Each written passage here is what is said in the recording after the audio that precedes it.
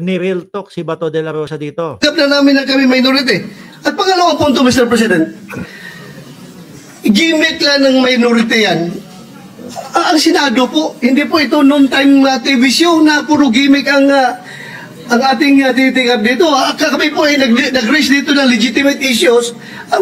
Tapang ng mukha, ano, mga kababayan. Sabi ni Lenny, nakakaasar ang itsura ni Bato de la Rosa. Ayan, Senator, hindi ako nagsabi. Ayan si Ma'am Lenny ho. Hindi daw, noon time show, meron daw silang binubukas na legitimate na pag-uusapan. Which requires legitimate attention.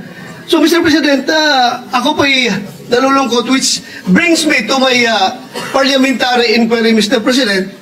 Kasi ang gusto nila, palitan na naman yung Senate President. No, ang ilagay si Alan, Boy, Peter, Cayetano, mga bossing, no? Yung nangako si Boy 10K. O, eto Boy 10K, yung isa Boy 2K, wag kayong malilito.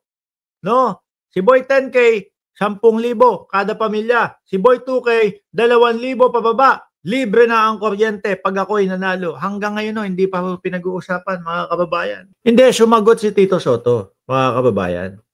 Sabi ni Tito Soto, ikaw nga sinasabi mo noon time show. Halos tiklop din kay Soto to No? Sa totoo lang, yung sinasabi mong noon time show, mas madami pang nagawa yun kesa dito sa ating mga senador na nandirito